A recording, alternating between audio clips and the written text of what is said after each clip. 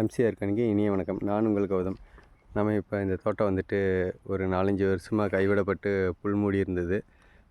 சீத்த முள் எல்லாமே முளைச்சி முள்ளாக இருந்தது. அதெல்லாம் பிடுங்கி சமப்படுத்தி இந்த தோட்டத்தில் தென்னம்பிள்ளை வைக்கிறதுக்கு சொல்லியிருக்கிறாங்க.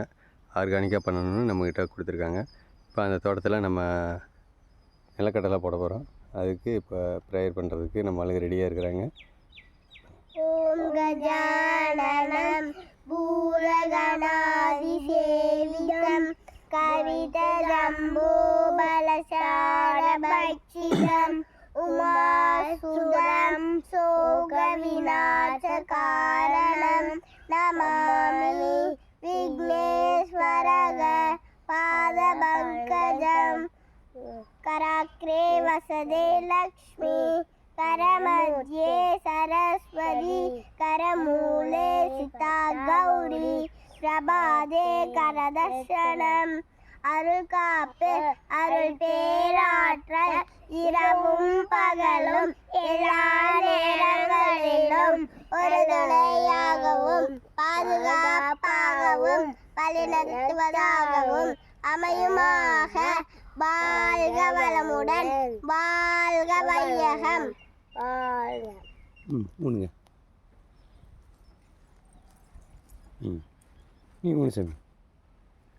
இப்போ நிலக்கடலை நம்ம இதில் போட போகிறோம்.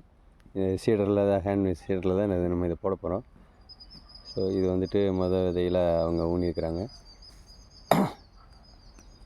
அடுத்து இந்த தோட்டத்தை நம்ம இந்த இயற்கை முறையில் தான் நம்ம இந்த நிலக்கடலையும் கொண்டு வர போகிறோம்.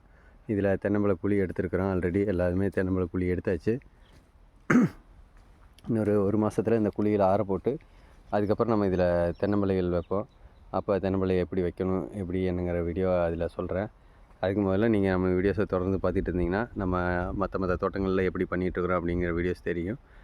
இந்த தோட்டத்தையும் நம்ம அடுத்து இயற்கை முறையில் தான் கொண்டு வருவோம். இந்த இருக்கிற தோப்பு பார்த்திங்கன்னா இந்த காடு இவங்க வாங்கினப்போ இவங்க இந்த தென்னம்பிள்ளை வச்சுருக்காங்க. அப்போவே வச்சுருந்தாங்கன்னா இன்னொரு காய்க்கு வந்திருக்கும். ஸோ ஒரு 5 வருஷமாக அவங்களால பராமரிக்க முடியாது விட்டுட்டாங்க. இப்போ நம்மக்கிட்ட கொடுத்து பராமரிக்க சொல்லியிருக்கிறாங்க. நம்ம இந்த தோட்டத்தை எப்படி இயற்கை முறையில் கொண்டு வர போகிறோம் அப்படிங்கிறத பார்க்கலாம். முனியாச்சா சாமி? ஓகே. பாய் சொல்லிடுங்க. Okay bye.